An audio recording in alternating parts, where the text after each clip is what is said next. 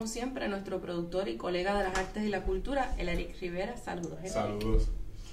Y les damos la bienvenida a todos nuestros compañeros estudiantes, profesores y no docentes al nuevo semestre.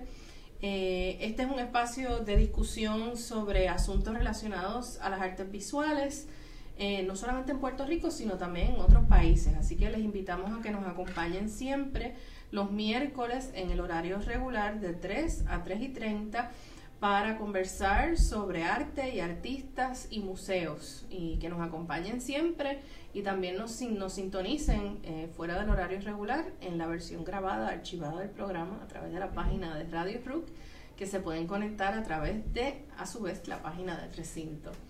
Así es que comenzamos hoy comentando algunos eventos ocurridos en museos en distintas partes del mundo. Quizás pudiéramos empezar con los comentarios que queríamos hacer sobre la situación en Egipto y entonces luego de la pausa irnos a temas un poquito más light, ¿verdad? Para comenzar y así pues dejar a los oyentes con un mejor sabor, ¿verdad? Justo antes de comenzar el programa comentaba con Eleric esta situación que se continúa desarrollando en Egipto, ¿verdad? Las revueltas que han habido, la destitución prácticamente, ¿verdad? de Morsi y todos estos cambios que están ocurriendo en Egipto han afectado y afectan, ¿verdad? Como se da en cualquier momento de crisis y de caos en cualquier país. Está afectando obviamente la cultura y sobre todo el patrimonio que se guarda en ese país, en sus museos y en sus monumentos, que son en realidad patrimonio del mundo, ¿verdad? Que no están allí localizados, pero en realidad nos pertenece a todos y son receptores de historia.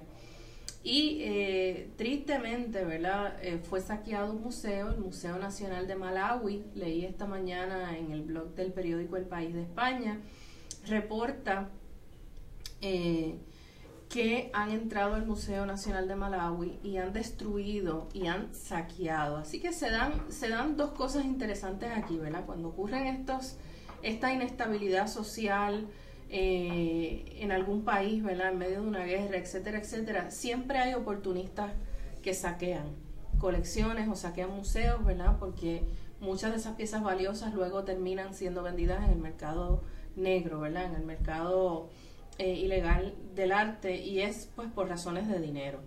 Pero hay otra cosa operando aquí también, y lo vemos evidente en las fotos que han salido publicadas de estas obras de arte y artefactos y monumentos, y es que las que no han podido ser saqueadas, o literalmente las que no han podido ser sacadas físicamente del museo, han sido destruidas, han sido vandalizadas. Así que hay un elemento que a mí me llama mucho la atención, ¿verdad? De ver estos reportajes en el que estos artefactos han sido intencionalmente dañados. Hay una intención de vandalizarlos, de anularlos, de que no sirvan más como monumentos históricos y como remanentes de una cultura milenaria, por ejemplo, como la egipcia. Así que leyendo algunas de estas noticias, ¿verdad? Sobre todo en esta, por ejemplo, publicada en El País de España, se nos recuerda, ¿verdad? Y en los comentarios que la gente deja también a las noticias, de que esto no solamente se ha dado en Egipto, se ha dado en muchos otros países. Si pensamos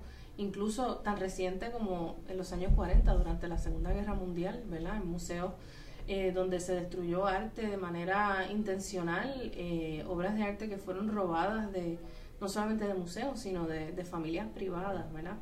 Y el impacto que esto tiene a largo plazo es una cosa que me interesa quizás explorar, ¿verdad? Que estas obras, aunque se pudieran restituir, van a quedar algunas desmembradas, algunas restituidas solamente a una forma parcial, ¿verdad? No van a volver a ser íntegras, claro, como habían sido originalmente. Y esto también hay que pensarlo más allá, ¿verdad? Esto es una cosa que también trasciende la cuestión turística. No es solamente uno decir, bueno, pues es una pérdida para cuando esta ciudad o este país se recupere de esta crisis, pues no tener ese ofrecimiento cultural para los turistas. Yo creo que trasciende mucho más, ¿verdad? Transportémonos o traslademos esta situación aquí a Puerto Rico. Si Puerto Rico estuviera viviendo una crisis social y política de esa magnitud y saquearan nuestros museos, Vamos a pensar, no sé, en obras como el velorio. ¿Qué pasaría si vandalizan o se roban el velorio y desaparece por siempre, ¿verdad? Esa obra única, que pues estamos acostumbrados en nuestro marco de pensamiento a nosotros adscribirle a la obra original única un cierto aura, ¿verdad? Que tiene en particular esa obra y tiene una vida propia como objeto, ¿verdad? ¿Qué pasaría si se destruye una obra como esa, si se rompe, si se desprende una parte y nos quedamos con un pedazo? ¿Qué representaría eso para nosotros? Es algo fuerte, porque en realidad, ¿verdad? Es un icono que ya pues es parte de la cultura, y de la cultura de un país. En este caso, pues una pintura donde prácticamente, yo diría que todos los puertorriqueños conocemos, unos más profundamente, otros pues simplemente pues se habla sobre la pintura del velorio, pues por lo menos hay quien solamente tiene una simple idea de qué tipo de pintura están hablando, etcétera. Pero como dije, pues es un icono, ¿verdad? Representa algo ya, es parte de la cultura. Que tiene un valor simbólico que es incalculable, ¿verdad? Y que de momento desaparezca, o verá, por X o Y razón, porque fue vandalizada, porque fuera, pues es un golpe, literalmente, para la misma cultura, ¿verdad? Y todavía sí desaparecen estas obras, ¿verdad? Pues ponemos ese ejemplo, pero que haya sido robada, todavía queda esa idea de que está en otro sitio, claro, está en otra localidad, hay una oportunidad de recuperarla. Pero cuando nosotros pensamos en una obra que ha sido fragmentada, o sea, que se convierte automáticamente ya en una ruina, en un fragmento, en un vestigio, ¿no? Que la han picado, que la han partido, que la han roto, y que lo que queda es un mero remanente. Entonces, ¿qué uno hace con ese remanente, verdad? Viendo estas fotos de Egipto, vemos incluso ahí sarcófagos. Precisamente eso me estaba preguntando al ver las imágenes. ¿Qué sucede con estos objetos que son vandalizados? Porque en nuestro diario vivir, ¿verdad? Cuando pues algo ya no sirve, está roto, usualmente pues se bota, se desecha. Se descartan. Pero ¿qué tú vas a hacer con una pieza que tú sabes que tiene un valor histórico y que quizás pues al verlo en la situación en que está, ¿verdad? En el estado en que está, tú dices, no tiene arreglo, no... Bueno, si me preguntas a mí, en mi opinión muy personal, o sea, ese fragmento sigue sirviendo como un recordatorio y como un documento histórico, aunque sea hecho de piedra o sea hecho de lo que sea, ¿no? Es un remanente que entonces tiene que ser preservado. Sería como añadirle una parte más de historia a... Correcto, porque no lo puedes desprender de ese contexto del cual es parte. Y eso para mí, estoy de acuerdo con eso que acabas de mencionar, ¿no? Reinscribe esa pieza o el fragmento de esa pieza con un nivel adicional de significado y de relevancia y de importancia, cobra un significado totalmente nuevo, ¿no? Así que en términos históricos yo creo que el valor no lo pierde. Ahora, lo que pierde es quizás, ¿verdad? Eso que mencionabas, o sea, en este caso de Egipto, invito a los compañeros que nos estén escuchando, si les interesa, pueden entrar al país.es, ¿verdad? Y entonces ahí buscar el blog del periódico y ver las fotografías. Me parece, o sea, ha sido un museo completo que está totalmente destrozado, o sea, lo cual en nuestro contexto sería impensable, ¿verdad? Vamos a imaginarnos el Metropolitan Museum of Art destruido completo. Vitrinas saqueadas, completamente vacías, y como mencioné, sarcófagos, o sea, que no nos olvidemos lo que son los sarcófagos, o sea, allí hay remanentes de personas, o sea, momias, etcétera, etcétera, ¿no? ¿Qué significado tiene eso? Entonces, ¿qué impacto tiene eso una vez estabilizada la crisis y una vez se salga, ¿no? de esto que está viviendo ese país y esas ciudades en estos momentos? Así que el acto de destruirlas yo entiendo, no justifico por supuesto, pero yo entiendo el acto del robo, porque eso tiene unos propósitos para muchas personas económicos. Pero el acto de entonces destruir las que no me puedo llevar, ¿para qué las quieres destruir? ¿Cuál es la intencionalidad de negarlas, ¿verdad? Como objeto histórico? Y hay muchas explicaciones, ¿verdad? Hay escritores y periodistas, ¿no? Y analistas que han argumentado, ¿no? Que en algunos casos estos son grupos fundamentalistas islámicos que están en contra, ¿no? De muchas de estas obras que representan deidades de la antigüedad, ¿verdad? Y ese momento en la historia de Egipto, de ese politeísmo, etcétera, etcétera. O sea, que hay unas intencionalidades que trascienden la cuestión del objeto, ¿verdad? Así que el objeto es tan rico en términos de significación en un contexto particular que es imposible prácticamente quitarles eso. Así que me da muchísima pena, ¿verdad? Que no se haya respetado. Había pasado una vez cuando comenzó la llamada primavera árabe, y lo comentamos en este programa, como incluso civiles y militares se habían apostado a los alrededores de museos en el Cairo, ¿verdad? Para evitar que entraran saqueadores, y fueron exitosos en la mayor parte de los casos en defender ese patrimonio, ¿verdad? En este caso no fue así, el museo fue destruido prácticamente completo, así que habrá que ver, las autoridades internacionales estar bien pendientes, porque no me extraña que algunas de estas piezas surjan, ¿verdad? O resurjan en el mercado negro del arte en algún otro rincón del mundo, buscando un comprador inescrupuloso que pues no le importe, ¿no? De la procedencia de estas obras. Bien, vamos entonces a hacer una breve pausa, y cuando regresemos vamos a hablar de museos, pero de otros temas que no son de esta índole, que son otras historias de museos que queremos comentar en nuestro segundo segmento en Arte Ahora. No se retiren.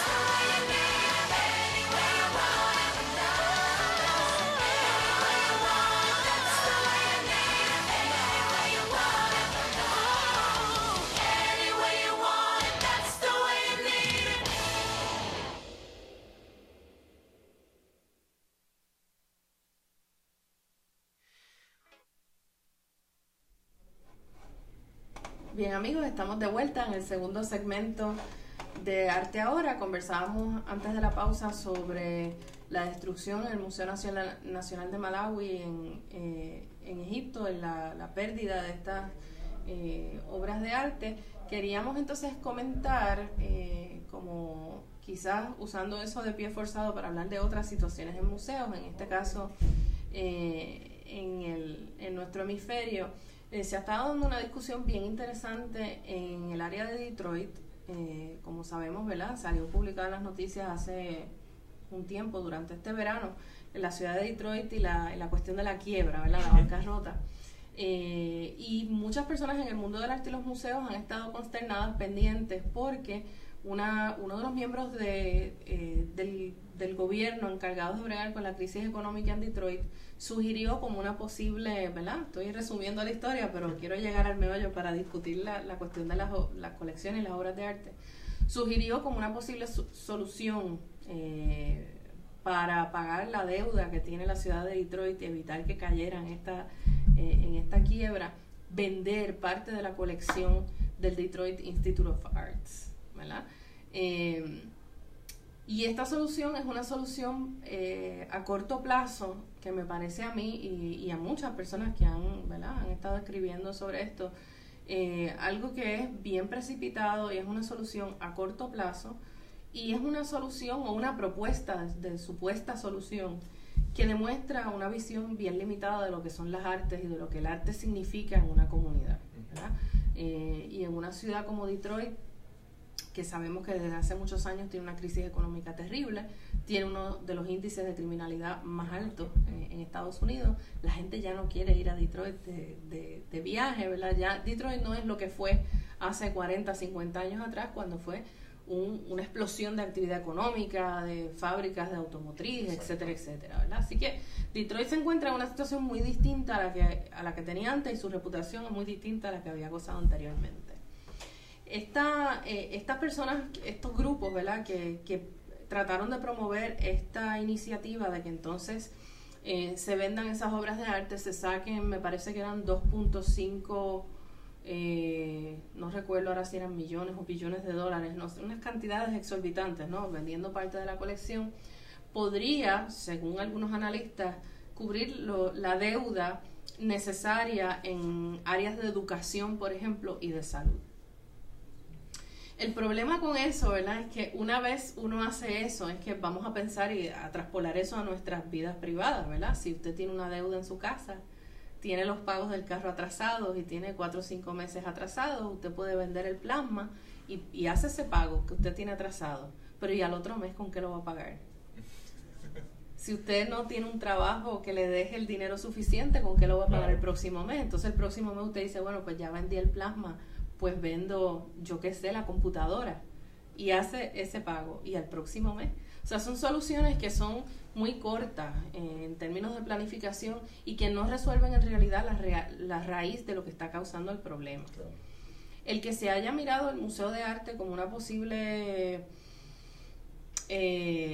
un cúmulo de opciones de allí para vender y salir de ellas y entonces solucionar ese problema a corto plazo, pues deja ver, ¿verdad?, esa visión bien corta, porque el museo, el Detroit Institute of Arts, es un museo que tiene aproximadamente 60,000 piezas en su colección. Estamos hablando de un museo grande, un museo con piezas valiosas, no solamente económicamente, sino bien valiosas culturalmente. Allí hay obras de grandes maestros y maestras del arte europeo, americano y de muchos otros lugares. Es un tesoro ese museo.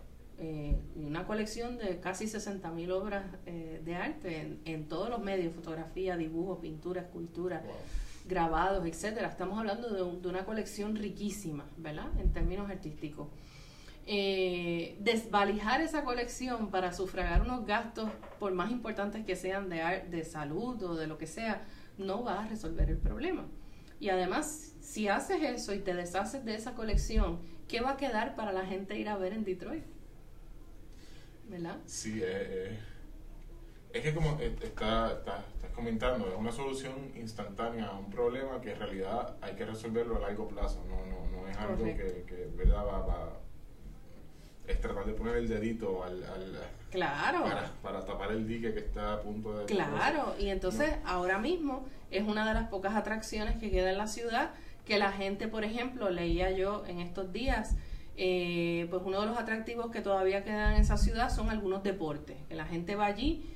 Sí, como el béisbol, por ejemplo. Como el béisbol y otros deportes que van allí a ver esos juegos. Pues la gente que va allí a pasar 2 o 3 días porque van a ir a un juego, pues van a ir a comer, van a ir a comprar y posiblemente la familia vaya y esté un rato y vaya a ver el museo.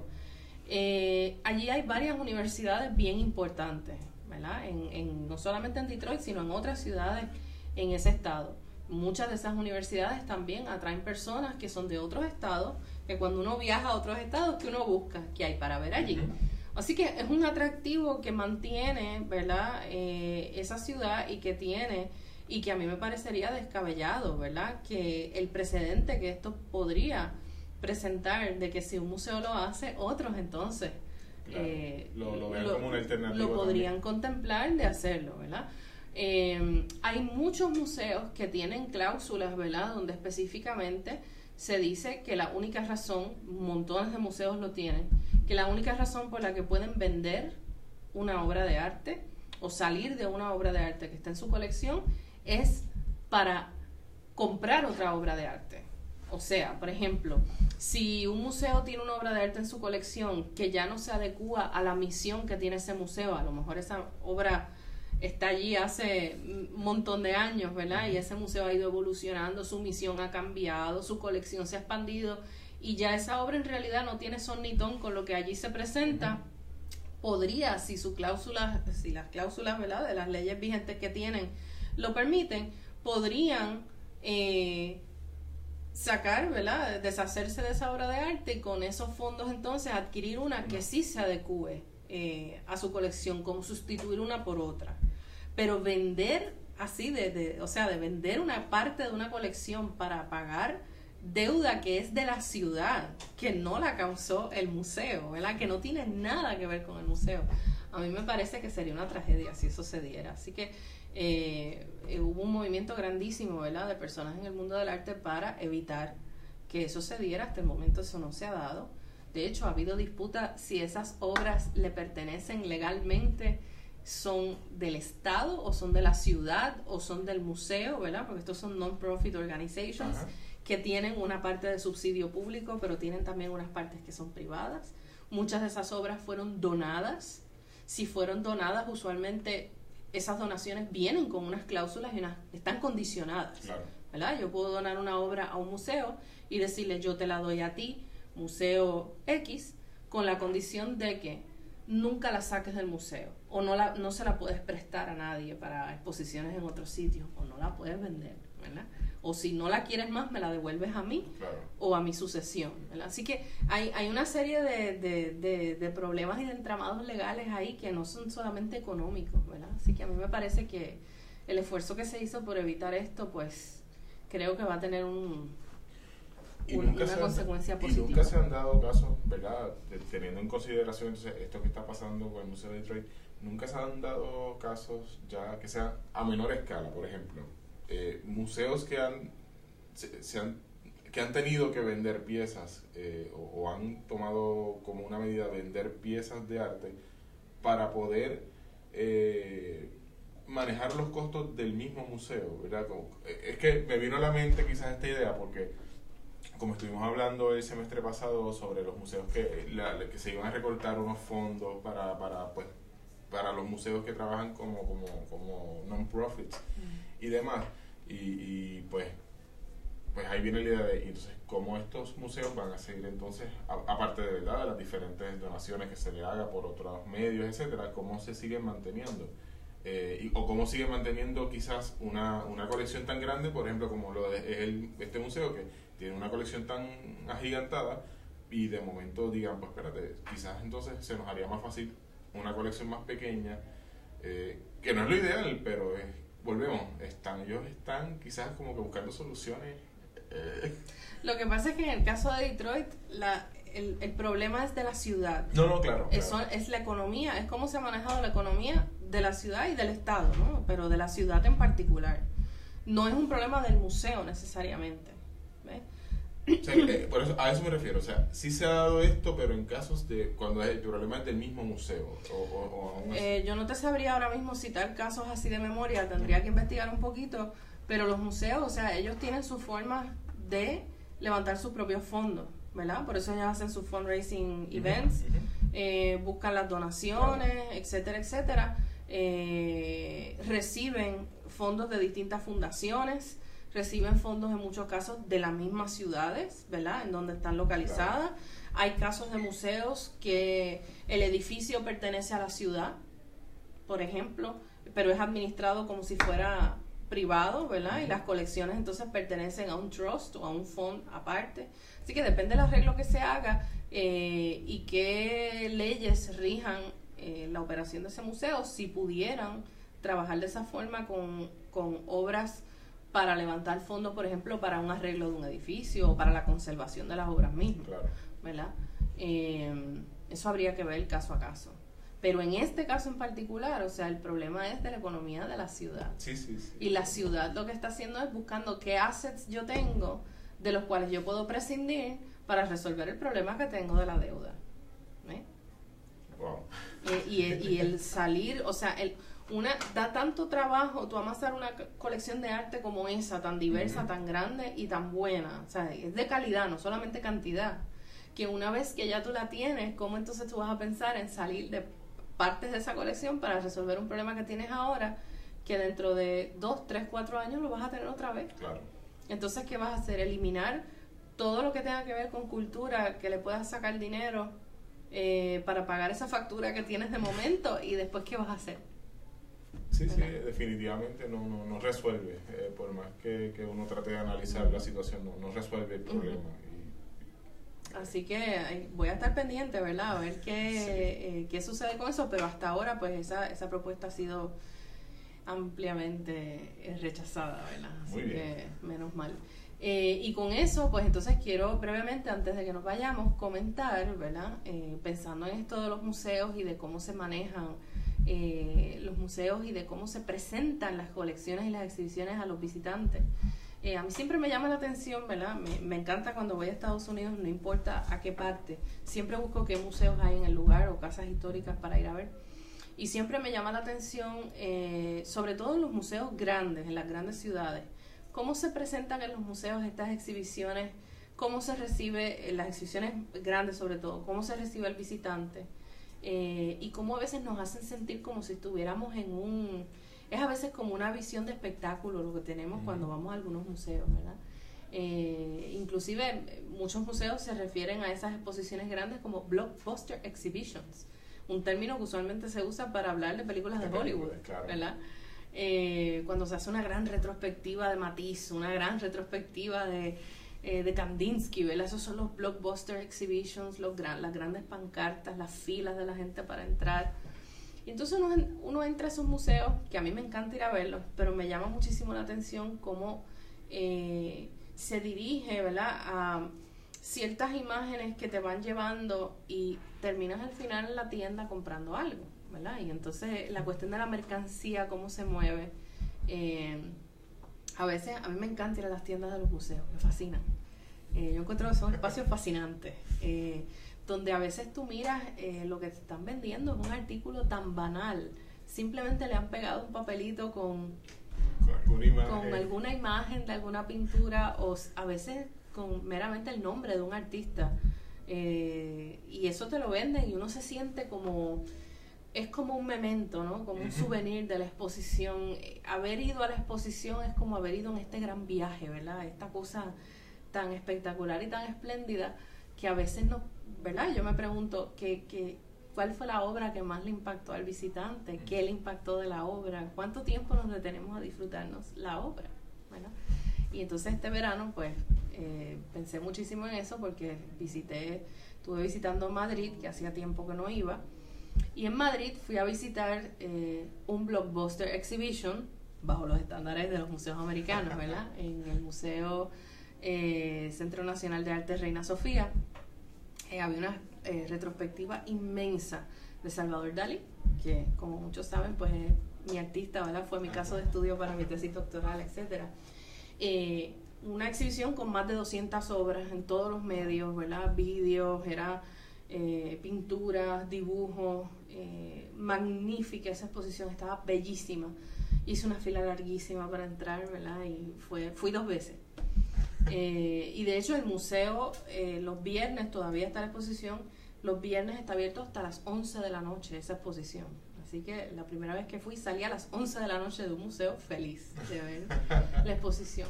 Y me llamó mucho la atención que a pesar de que es Dalí, ¿no?, que es tan despamparante en su presentación siempre estas exposiciones, las paredes del museo estaban blancas. Todas las salas donde estaban expuestas las obras de él en esta exposición, blancas. Algo que en un museo americano es usualmente impensable, ¿verdad? Incluso la tienda, yo iba preparada para comprar, ¿verdad?, la tiendita, y la tienda, aparte del catálogo y unas cosas, ¿verdad?, pues más académicas que me interesan, no encontré así tantísima variedad de cosas para comprar como en las tiendas de los museos americanos, así que me llamó mucho la atención, ¿verdad? Y es algo en lo que he estado pensando últimamente, ese contraste entre ese mundo más hollywoodesco, por decirlo de alguna forma, de los museos americanos versus cómo se nos presentan estas exposiciones en museos europeos. Y por ejemplo también visité, que nunca había ido, a pesar de que había estado allí, nunca había visitado, en el barrio de Las Letras, fui a visitar, a ver, ¿verdad?, la casa donde vivió y murió Miguel de Cervantes Saavedra. Y es una casa que, o sea, está allí con una plaquita de mármol donde dice aquí vivió y murió Miguel de Cervantes Saavedra en la fecha. Y le digo al guía que nos está dando el recorrido, le digo, pero ¿por qué aquí no hay, o sea, aquí no hay pancartas que anuncien este lugar? En la guía de turística que yo compré no dice así nada de este lugar. Y está la de Cervantes, y en el mismo vecindario, a cuestión de 3 o 4 cuadras, está la de López de Vega y está la de Quevedo. O sea, están todas allí, hay mucho que ver en ese sector. Ajá. Y le digo, no hay ni siquiera un marcador así enorme que indique que esta es la casa, no hay una tienda para comprar los libros de él, una librería. Y la respuesta de él, Eric, que me dio el guía, ¿sabes cuál fue? ¿Cuál? Me dijo, esto no es Estados Unidos. Y yo dije, ¿cómo va a ser? Me dijo, esto no es Estados Unidos, porque en Estados Unidos tienen la mentalidad de Disneylandia, que todo queda, que todo es un excelente marketing. Eso fue lo que me dijo. Sí, sí. Así que me estuvo bien interesante lo discreto, ¿verdad? Y entonces yo le decía, pero es Cervantes. Y él me contesta, ¿verdad? El guía, que de hecho es profesor de la escuela superior allá, me dice, precisamente porque Cervantes no hace falta nada más. Su obra se sostiene por sí sola. Por sí sola, no necesita nada más. Las diferencias culturales, ¿verdad? Pero sí, en cierta manera, yo más o menos ese era el comentario que iba a hacer, ¿verdad? Yo y más o menos lo veía de esa misma manera. Estados Unidos es un país donde, pues claro, el marketing y la publicidad, pues el rey, ¿verdad? Y claro, todo te lleva a eso. Mientras que en Europa pues no tanto, y en España es cierto, no se ve, no hay que te poner estas super pancartas ni estos anuncios gigantescos, estos boards que te dicen todo y con mucho color y ni muchas vender cosas. 1000 cosas de souvenir, ¿verdad? Son mucho más discretos en la presentación. Y hay mucho más énfasis, ¿no?, en las obras en sí mismas, y no necesariamente en la cuestión del display y la presentación. Obviamente estoy generalizando, ¿no? Hay museos que son excepciones y en distintos países será de distintas maneras. El mismo Prado, en el Prado yo sí vi un poco ya de verdad de adoptación de esa cultura del marketing, porque pues claro, en la tienda que hay en el Prado, por lo menos cuando yo estuve allí, sí había movimiento ese día, claro, porque el turista eventualmente te lo va pidiendo, te lo va exigiendo, claro. Y cuando nosotros entramos allí a la tienda, lo que había era un poquito de caos de la gente buscando, y mira esto, y encontré aquello, mira lo otro, mira, ¿verdad? Y entonces, sí, la del Prado tiene muchísima variedad, pero si te fijas en el museo en sí, es mucho más, son mucho más clásicos en la manera de presentar las obras. La mayoría de las salas están pintadas de blanco, ¿verdad? Y están bien discretas y bien sencillas. Claro. Y la obra es lo que... Claro, ¿verdad? El punto importante. Sí. Sí. Yo pensaba, por ejemplo, cuando fui a ver esa retrospectiva de Dalí, pensaba el contraste del Museo Dalí en San Petersburg, Florida, que es el museo de sus obras más grande que hay fuera de España, que tiene una colección impresionante. Allí están, la mayor parte de sus obras de gran formato están allí. Es un museo maravilloso. Acaba de inaugurar el año pasado un edificio nuevo. Pero en ese museo, por ejemplo, la entrada principal es por la tienda. No tiene vestíbulo. O sea, cuando tú entras a comprar tu ticket para entrar, tú abres ya la puerta, tú antes de ver las obras, ellos te están diciendo, aquí tenemos toda la mercancía de estas obras, mira qué chévere, es una tienda bien colorida, bien, hay de todo, desde joyería, perfumes, bufandas, bultos, lápices, todos los libros, de todo. O sea, tú abres la puerta y tú estás en una tienda. Y ahí entonces tú tienes que atravesar la tienda para comprar tu taquilla y entonces ver las obras de arte. O sea, estamos hablando, claro, del otro extremo, ¿no? Diferente a, pues claro, el Metropolitan o el Art Institute en Chicago, cualquiera de estos otros museos que pues sí tienen su vestíbulo y su sitio de información y todo, entonces te desplazas a ver las obras, ¿no? Pero me pareció bien interesante ese contraste entre unas maneras, ¿verdad?, de presentar y las otras. Pero eso es parte por eso es que siempre nosotros aquí hemos dicho que hay que visitar la mayoría de los museos posibles porque es una experiencia diferente cada vez. Es una experiencia diferente y fíjate, una de las cosas, después de haber salido de allí a las 11 de la noche, ¿verdad?, que necesitaba un descanso, tantas horas caminando y viendo y leyendo toda la información en las paredes y todo, y yo decía, me gusta más la forma como en estas blockbuster exhibitions en Estados Unidos o me gusta más esta. Y a la larga no pude decidir, sinceramente. Son sencillamente como tú lo pusiste, son experiencias diferentes. Cada una tiene unas partes muy ricas, cada una te deja, o sea, le puedes sacar muchísimo a ambas. Claro. Y no es cuestión de que una sea mejor que otra, ¿verdad? Pero uno se acostumbra, ¿verdad? Y a modo de cierre, te voy a dejar con este comentario. Durante el verano, me parece que fue, o a principios del verano quizás, salió la noticia de que el Metropolitan Museum of Art en Nueva York había decidido eliminar las chapitas que le dan a las personas cuando uno paga, que te dan para entrar al museo. Sabes que te dan como una chapita que era de metal con el color de ese día, con la M, ¿verdad?, del Metropolitan. Y esa chapita se supone, ¿verdad?, ellos piden que tú al final de la visita hay un contenedor grandísimo en el vestíbulo que se supone que tú la devuelves ahí porque se recicla, ¿verdad? Pero mucha gente se las lleva, mucha gente inadvertidamente, pues yo me había llevado varias porque no me doy cuenta, se me olvida que las tengo pinchadas en la ropa y salgo del Metropolitan y después cuando llego tengo chapita. Pero el Metropolitan publica que va a eliminar las chapitas porque eso es un uso de metal excesivo, ¿verdad? Y que entonces ahora lo que van a dar es un boleto de cartón, un boleto o una taquilla prácticamente, y que entonces eso la gente lo usa para estar en las salas y al final pues la descartas, ¿no? Y se recicla el papel, pero eliminan las chapitas. Pues hubo gente en internet, a mí me encanta leer que estaban molestas porque se eliminan las chapitas y entonces es como que ese icono que tú te puedes llevar del museo, ¿no? Que es la chapita que representa que tú estuviste allí. Ay, claro. Es la cosita del Metropolitan que no es comprada porque no es de la tienda, sino la cosita del Metropolitan que tú te puedes llevar como un pedacito, ¿verdad?, de tu visita al museo. Ahora ya no te la van a dar, así que ahora atesoro más la chapita que tengo. Encontré una amarilla en el fondo de un bulto los otros días de la última vez que estuve allí, así que atesoro mi chapita del Metropolitan. Pero nos apegamos, ¿verdad? Nos apegamos mucho a... un ítem de colección.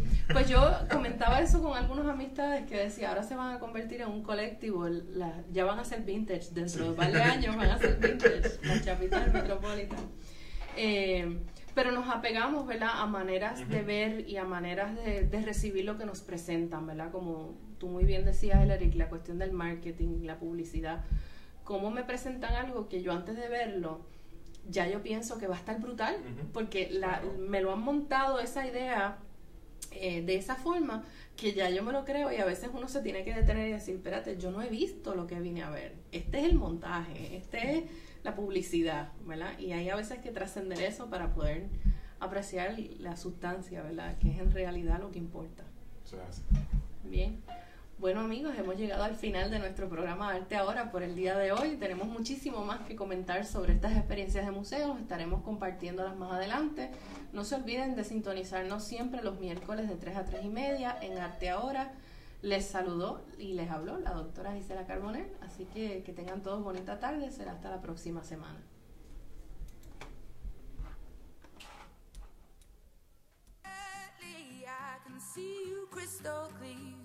Go ahead and sell me out and I'll lay your ship bare.